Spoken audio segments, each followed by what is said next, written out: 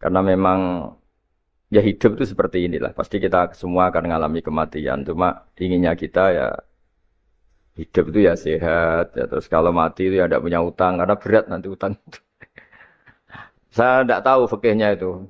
Kalau utang pribadi itu hisapnya berat. Kalau utangnya lembaga itu gimana ya? Dihitung salahnya direkturnya, apa dihitung salah karyawan yang minta naik apa?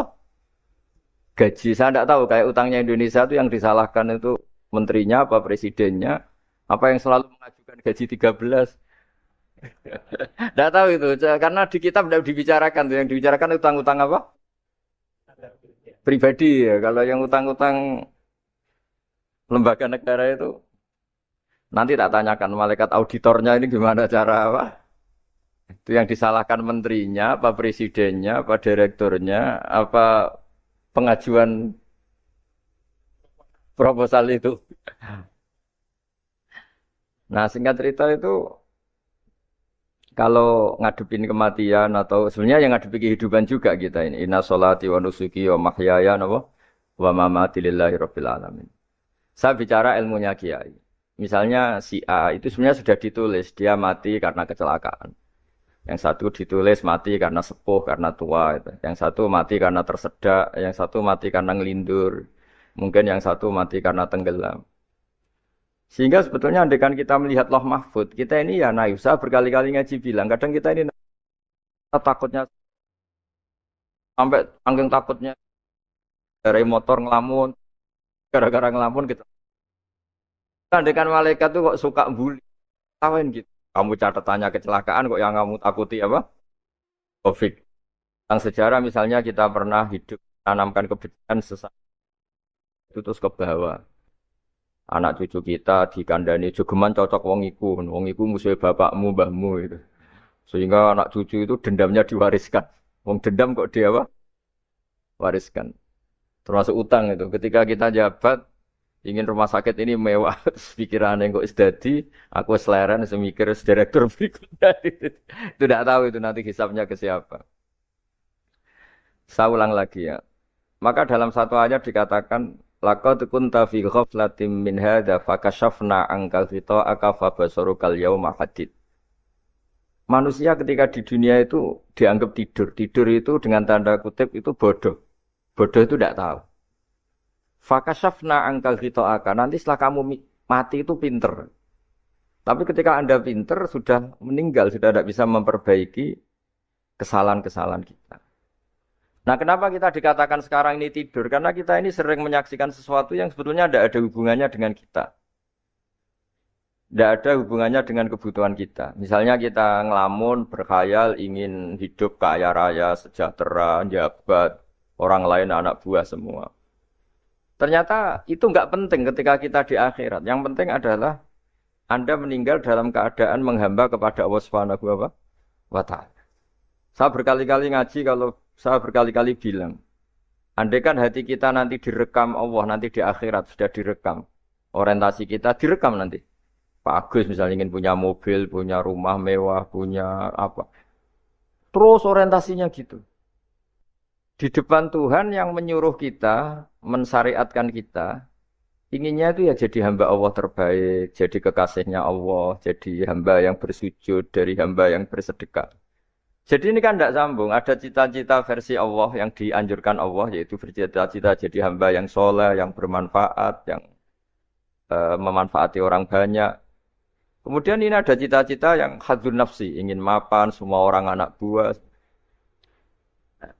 Hal-hal seperti ini tuh harus kita jaga, jangan sampai terjadi. Makanya di semua kitab, pertama mendahulukan bab niat. Niat itu ya famangkana hijratu ilallah wa rasuli, fa hijratu ilallah wa rasuli. Orang baik itu orang yang orientasinya itu menuju Allah Subhanahu wa Ta'ala. Lalu yang kurang baik adalah orang yang orientasinya itu ya harta, perempuan, pokoknya inginnya itu hal-hal yang kepentingan dirinya sendiri.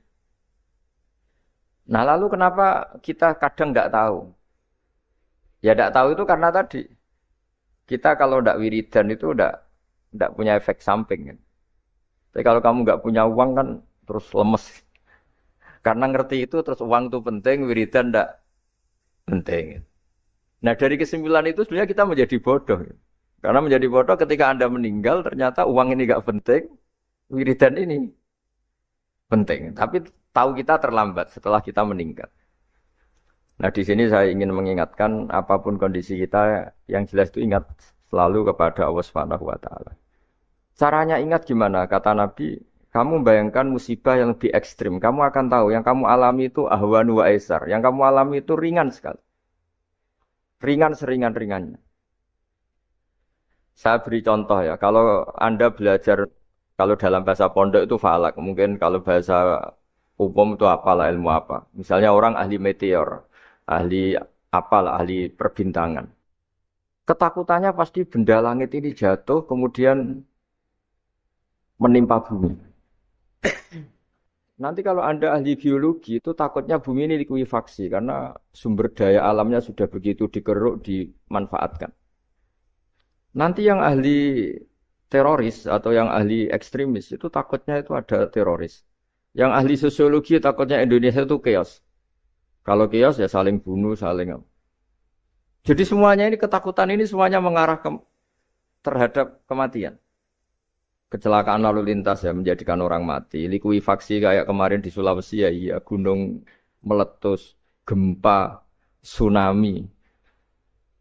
Nah, ketakutan yang menjadikan kematian punya banyak. Kalau baru tsunami aja ya orang takutnya ke tsunami. Nanti kalau ada kematian gempa ya takutnya gempa. Kalau temanya Covid ya takutnya Covid. Terus kalau ada tetangga mati karena ngelindur ya baru gue nak turu hati-hati nggak nak mati ngelindur. Jadi, nah masalahnya kan kita tidak tahu, nggak tahunya itu. Ya tadi takutnya Covid ternyata catatannya itu mati kecelakaan. Takutnya kecelakaan ternyata matinya itu ngelindur. Kan kita tidak pernah tahu.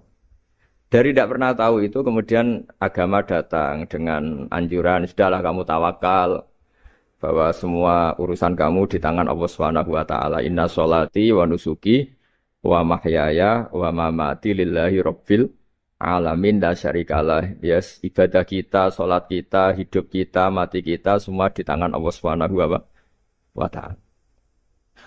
Sehingga dengan berpikir begini ini melihat Covid itu ya kayak melihat potensi kematian yang lain kayak karena gempa, likuifaksi, kecelakaan, karena ngelindur, karena macam-macam.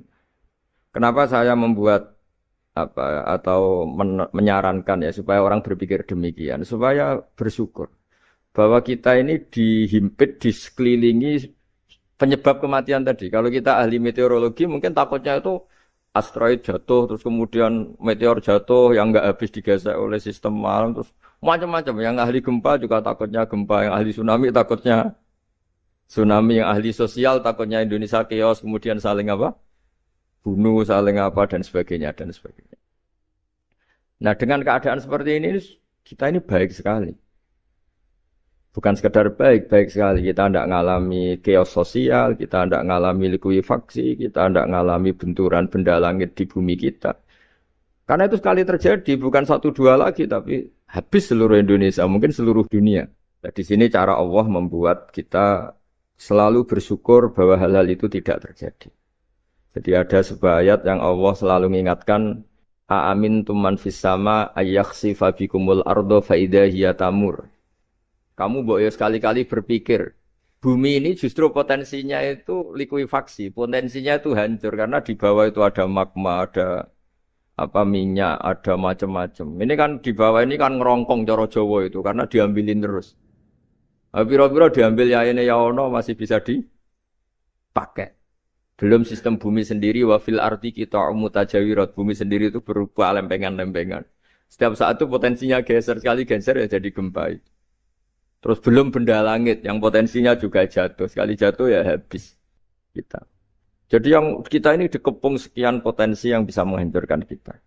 Tapi nyatanya mulai Nabi Adam sampai sekarang tuh ada kehidupan, ada khayal. Sing Joko yang kepengen payu rabi. Mungkin sing wis payu rabi ya mbah kepengin mbah roh. Macam-macam lah. Tapi yang jelas itu wong dikepung kematian kok ya khayalnya masih tinggi gitu. Lah enggak pernah ngayal ya orang yang utang ditagih itu, gak kober ngayal. Soalnya wedine tanggal kredit itu. Tapi ini saya cerita supaya orang Indonesia itu ngerti lah bahwa yang ngepung kita itu tidak hanya Covid. Banyak. Makanya orang Arab itu kalau ngendikan itu wa man lam yamut bisayfi mata bi ghairihi ta'addadatil asbab wal maut wahidu. Karena orang Arab itu kan dulu Arab sebelum Islam itu kan satu kabilah nyerang kabilah yang lain. Wah itu kan harus butuh orang-orang tangguh. Karena dulu sistem rizkinya kayak sistem Indonesia dulu lah. Kerajaan ini nyerang ini supaya satu kerajaan punya eksistensi harus mengalahkan kerajaan yang lain. Bahkan cerita-cerita itu sama lah di Indonesia di mana-mana. Nah itu pemuda-pemuda yang gagah berani itu karena punya pegangan tadi. Wa man lam yamut bisayfi toh mata biwirihi. Kalau kamu tidak mati di medan perang ya tetap aja mati juga. Sehingga mereka kendel gitu kata cerita orang dulu. Ta'addadatil asbab wal maut wahidu. Sebab kematian bisa macam-macam, tapi kesimpulannya tetap saja namanya mati. Kalau versi Kiai itu kematian itu dianggap hal yang sebetulnya ada versi Kiai ya semua orang tahu lah pasti mati itu. Cuma inginnya mati itu kan macam-macam. Inginnya ya setelah kaya, terus setelah mapan, terus menangi anaknya mapan, cucunya mapan gitu. Terus itu pun sebetulnya ada siap mati juga. Tapi ya tetap mati gitu. Jadi saya punya cerita, saya akan cerita yang lucu-lucu ya supaya enggak tegang ya menghadapi kematian. Dulu itu kroni itu ya sudah ada. Jadi Nabi itu ya punya kroni, tidak hanya pejabat. Nabi itu punya kroni. Nabi Sulaiman itu bisa terbang. Ya mulai dulu manfaatkan angin. Jadi angin itu mulai dulu memang luar biasa. Dimanfaatkan orang sekarang mulai tenaga angin, pakai rem angin. Mulai dulu angin itu luar biasa. Nah itu teman dekatnya Nabi Sulaiman tuh ya agak sopan tuh bilang gini. Itu Pak Nabi itu kalau nanti ada malaikat Israel saya pinjam anginnya supaya tidak bisa ngejar saya katanya. Jadi mulai dulu ndak hanya pejabat, Nabi pun ya punya teman yang agak-agak gimana itu. Suatu saat malaikat Israel disuruh nyabut orang, misalnya namanya siapa lah. Nanti saya sebut ada yang tepaan sama nanti tersinggung, ya semuanya siapa gitu. Yang jelas namanya ada Agus tidak Bambang karena bahasa Arab. Itu orang ini cabut di India. Nabi Sulaiman kira-kira ya di Palestina lah kira-kira. Si orang ini ternyata di dekat Nabi Sulaiman. Nah karena Nabi itu kan orang hebat lah. Sehingga malaikat ya kadang silaturahim ke para Nabi. Israel sendiri ya kadang-kadang silaturahim ke para Nabi. Silaturahim yang paling enggak disukai ya silaturahimnya malaikat Israel. Datang ke Nabi Sulaiman. Sebenarnya niatnya silaturahim. Ternyata ketemu orang itu. Kaget malaikat. Waduh ini gimana ini? Kok saya disuruh nyabut di India kok orangnya di Palestina. Nabi Sulaiman kira-kira di kawasan Palestina. Di wilayah yang katanya Israel itu. Karena Palestina kita tahu kan. Menurut pemerintahan Israel itu wilayah Israel. Menurut Palestina pemerintahan apa? Palestina. Tapi Indonesia alhamdulillah sampai sekarang itu enggak mau atau tidak punya hubungan diplomatik dengan apa? Israel. Sehingga kita harus mengistilahkan Palestina untuk warga Indonesia. Kaget malaikat ini katanya disuruh nyabut di India kok ada di sini. Nah si Kroni ini, si orang yang itu melihat malaikat Israel, entah kenapa kok dia bisa melihat itu. Mungkin punya kekuatan tertentu karena dekat Nabi. Kaget ya. Malaikat melihat dia karena janggal ya. Disuruh nyabut di India ke orangnya di Palestina. Si orang ini melihat malaikat juga takut. Malaikat itu punya hawa yang luar biasa. Akhirnya bilang ke Nabi Sulaiman, ya Nabi Allah tolong pinjemin saya angin untuk saat ini juga saya bisa terbang ke India. Dipinjemin sama Nabi Sulaiman. Akhirnya orang itu sampai ke India. Dikira angin itu sudah segala-galanya sampai India. Terus malaikat senyum, seneng dia. Wah ini sesuai protokol. Karena andai kan orang itu tetap di situ, malah malaikat gak berani ngambil. Karena prosedurnya harus ngambil di India. Jadi andai kan dia tetap diam di situ, sebenarnya malah gak masalah. Karena gak sesuai apa? Panduannya harus karena dia terbang di India, malaikat itu nyusul ya terus diambil karena sesuai apa? Saya sesuai perintah harus memang diambil di India. Lalu Islam itu mengajarkan aksiru min dzikri hadhimil ladzat. Kamu harus banyak ingat mati. Tapi uniknya Islam itu menyuruh ingat mati itu disuruh justru semangat hidup. Karena kita butuh bekal itu. Jadi kalau kamu ingat mati itu jangan terus loyo, terus nunggu takdir mati itu enggak, malah disuruh semangat. Nah, tenaga medis semangat mengobati pasien. Yang pasien juga semangat mensupport dirinya supaya punya keberanian hidup. Orang Jawa nunggoni anak, nunggoni putu. Kalau saya sebagai kiai ya nunggoni santri, nunggoni umat. Jadi ingat mati itu justru dengan cara mencintai hidup. Karena hidup ini adalah bekal kita untuk sanggup ketemu Allah Subhanahu wa taala. Kadang-kadang bekal itu mudah sekali. Ada orang nakal gara-gara minumin anjing yang baru haus, sama Allah dimaafkan. Ada orang yang pulang dari tempat kerjanya, ada duri di tengah jalan, disikirkan takut kena orang, diampuni Allah, akhirnya menjadi ahli apa? Surga. Ada orang yang kerja untuk orang tuanya, kemudian orang tuanya dicukupin, menjadi ahli surga. Bahkan ada ahli surga itu ceritanya itu, tapi ini jangan dicoba. Ada orang sudah jelas niat, nyon sewu niat zina. Sudah tinggal itu terus mikir dia. Saat itu takut Allah gak jadi. Barokahnya gak jadi langsung dia jadi ahli surga. Sarannya gak jadi loh. Tapi ya tidak usah dicoba. Itu kalau keterusan masalah. Jadi Islam itu menganjurkan ingat mati tapi justru dengan cara mencintai kehidupan. Karena yang jadi referensi Allah nanti di akhirat adalah perilaku kita, amal kita zaman apa? Hidup. Jadi disuruh ingat mati, tapi justru dengan cara sangat mencintai apa? Kehidupan. Lalu yang dinamakan kehidupan itu apa? Ya kita-kita ini. Ada yang mengkhidmati agama, mengkhidmati orang sakit. Mengkhidmati itu ya berbakti, membantu. Ada yang nata lalu lintas, ada yang nata keamanan, kayak Pak Polisi, ada yang nata keuangan, kayak Kemenku. Macam-macam. Semuanya harus kita cintai profesi-profesi yang oleh Islam dianjurkan untuk kita nekuni itu. Jadi saya mohon lewat cerita ini orang itu tidak fokus takut COVID. Kasihan COVID kan jadi tersangka pembunuh sini. Padahal di kampung-kampung orang lugu-lugu yang saking nggak ngertinya itu kalau dikasih sumbangan itu katanya itu salam neng COVID matur nuwun. Itu ribet kalau orang lugu-lugu itu. Dikira COVID itu satu makhluk atau manusia yang apa? Nyumbang itu. Jadi saya mohon semohon-mohonnya, seminta-mintanya sampean harus ngitung nikmat lah. Dengan sistem meteor seperti itu di langit tidak jatuh ke kita, sistem bumi yang sudah ngerongkong gini tidak likuifaksi. Terus di dunia ini banyak kimia, banyak racun. Itu kalau misalnya meledak kemudian dibawa angin, mungkin matinya lebih massal. Ternyata semua itu enggak terjadi. Artinya nikmat yang sekarang kita dapatkan, kita nikmati sekarang itu jauh lebih besar ketimbang ketakutan kita. Nah, ini Islam selalu menganjurkan fazkuru ala Allah la'allakum tuflihun. Selalu ingat sisi-sisi nikmatnya Allah.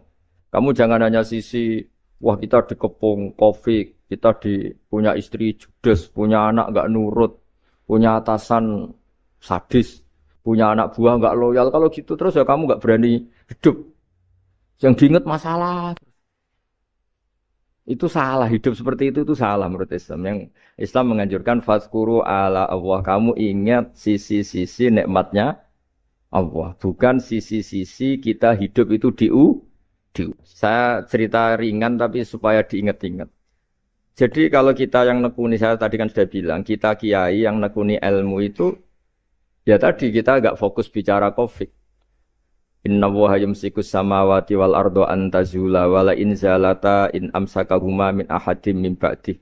Kalau kamu ahli meteorologi kan melihat ini jatuh jumlahnya besarnya sekian. Ini kalau digesek oleh atmosfer paling masih sekian kayak kemarin Januari kan hujan meteor yang sering kena Lampung kemarin. Terus di mana-mana mesti takut kamu itu. Kalau kamu ahli gempa takutnya itu ya pergeseran lempengan bumi. Kalau kamu ahli tsunami ya takutnya tsunami. Kalau ahli sosiologi ya takutnya chaos sosial ya, sama kamu medis ya takutnya penyakit yang menular, penyakit seperti ini. Oke, kita sekarang fokus menghadapi COVID dan kita selalu berharap supaya Indonesia terbebas dari apa? COVID dan musibah-musibah yang lain. Ya tadi apa gunanya terbebas dari COVID tapi chaos sosial kayak apa terus kita Sehingga Islam selalu mengajarkan harus disyukuri lah bahwa kita sekarang alhamdulillah kita hidup harmonis. Kita kata Mbah Mun Bhinneka Tunggal Ika itu dingendikakno terus. Kita punya sekian cerita ulama-ulama yang unik yang punya nasihat itu. Jadi ada orang kaya raya dulu temannya banyak, anak buahnya banyak. Suatu saat dia miskin terus gak ada yang berkunjung. Terus dia ngeluh, curhat ke ulama itu. Ketika saya kaya yang berkunjung banyak, ketika saya miskin kok nggak ada yang berkunjung. Kurang ajar betul teman-teman saya. Terus kata kiai itu lucu kalau ada nih. Ya bagus gitu dong ketika Anda miskin sudah ada yang berkunjung. Loh kok bisa? Ya misalnya kamu sekarang jadi buruhnya orang, pas disuruh-suruh, dibentak-bentak, terus teman kamu udah datang, malah kamu jadi tontonan toh. Mendingan nggak udah datang, jadi kamu ketika buruh orang nggak malu karena teman-teman kamu sudah tidak datang. Ya alhamdulillah kalau gitu ya. Jadi dulu satu hal yang dia dulu nganggap problem, iya kan kalau kamu misalnya dulu kaya, temannya banyak, jabat, terus yang takut banyak. Ketika sudah miskin, Yon Sawu jadi buruhnya orang disuruh-suruh, terus teman kamu tetap udah datang. Siap nggak ada? Siap datang apa siap nggak datang? Lebih siap nggak datang sebetulnya kan? Karena nggak jadi tonton. Akhirnya dia sadar. Ya gitu kalau dikeluhin istri saya ini judes, ya sering marahin gini-gini. Ya bagus dong marahin kamu. Kalau marahin tetangga malah masalah. Coba kamu punya istri kalau marahin orang lain pusing nggak? Mendingan marahin. Jadi pokoknya dilatih terus. Lama-lama dia bersyukur. Nah termasuk cara kita melihat kehidupan. Ada doa Rasulullah SAW yang luar biasa. Ya Allah, jadikan kehidupan ini sebagai penambahan saya untuk berbuat baik.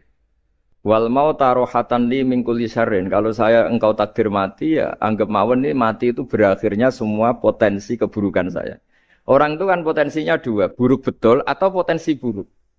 Mungkin sekarang kita ada korupsi, tapi saja suatu saat kita korupsi. Mungkin sekarang kita ada salah, suatu saat potensi salah. Dan mati itu mengakhiri itu semua. Makanya saya berkali-kali cerita kalau ngaji, kalau orang-orang alim NU itu kalau ada bajingan mati tetap dia seksain ini baik dia. Itu tetangganya enggak mau semua. Wong bajingan kok darani baik. Tapi kiainya ngotot.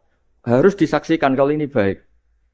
Akhirnya mereka bilang ya baik-baik. Padahal di hati kiainya sudah tidak bisa garong lagi, tidak bajing lagi. Ya baiklah gitu. Jadi sehingga orang-orang soleh itu melihat hidup itu ya biasa, melihat mati itu biasa. Karena hidup adalah sarana kita menambah kebaikan dan mati adalah akhir dari segala keburukan kita atau potensi keburukan kita. Jadi Islam itu mengajarkan kita gimana menghadapi kehidupan, juga gimana menghadapi apa? Kematian.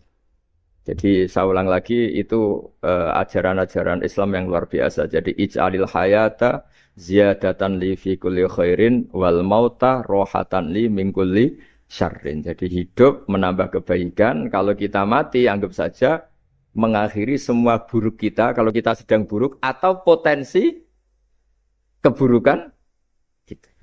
Terus yang terakhir masalah air. Air itu sumber kehidupan. Di antara Allah mengingatkan kita adalah qul ara'aitum in asbaha ma'ukum ghoron famay ya'tikum bima imma'in.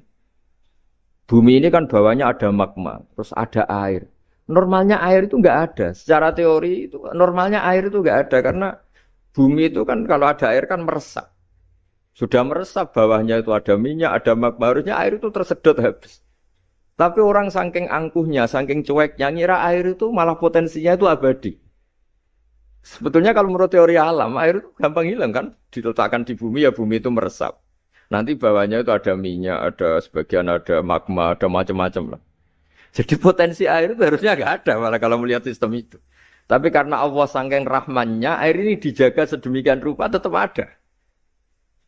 Kalau melihat sistemnya kan normalnya malah nggak ada. Makanya Allah selalu mengingatkan, in asbahama ukum ghoron.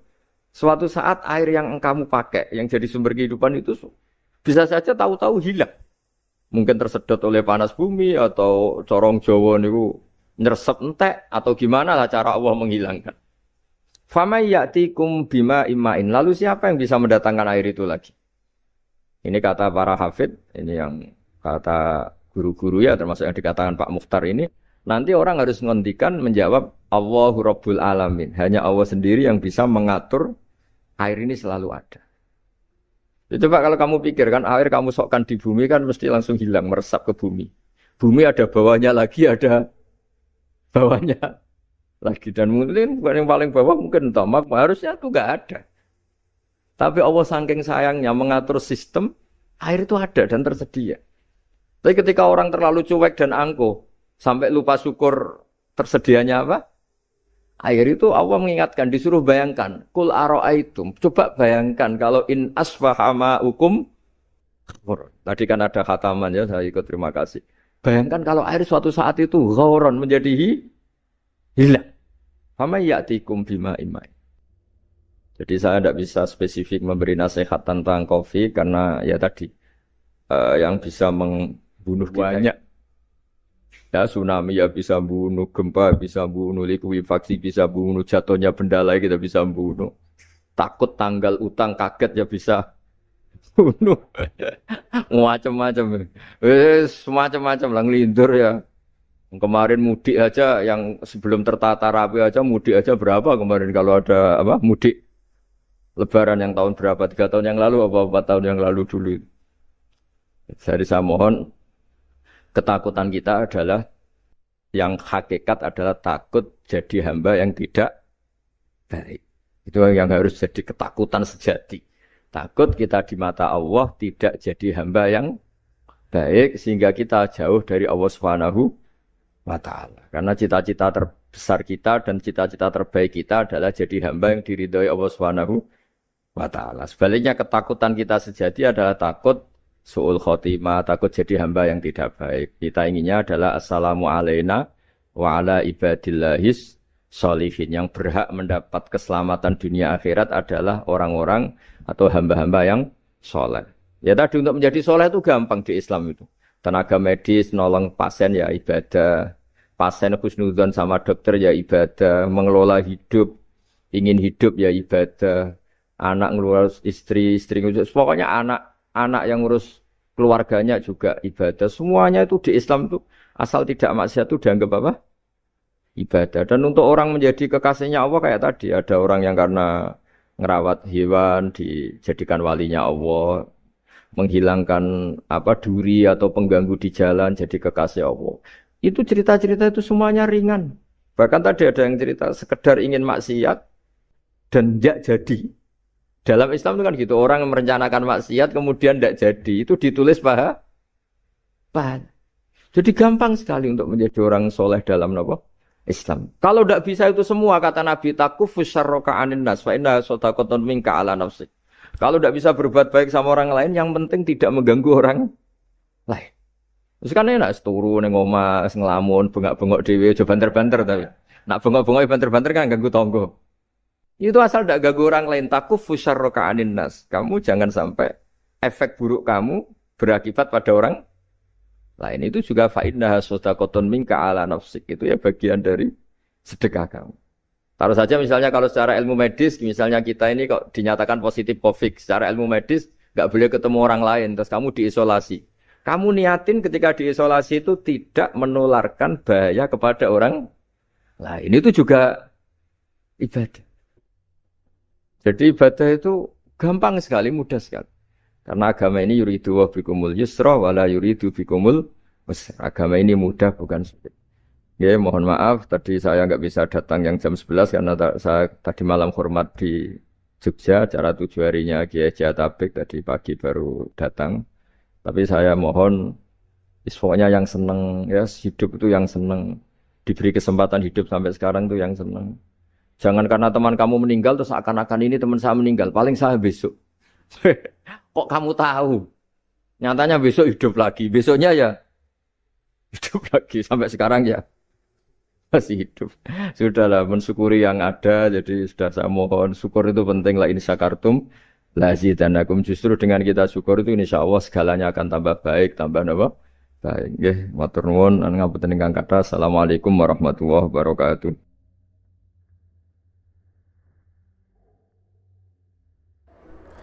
Terima kasih sudah menonton channel Kajian Ilmu Religi. Semoga membawa keberkahan dan kebermanfaatan untuk kita semua. Jangan lupa like, share, dan subscribe channel Kajian Ilmu Religi. Tayang setiap hari jam 12 siang dan jam 9 malam.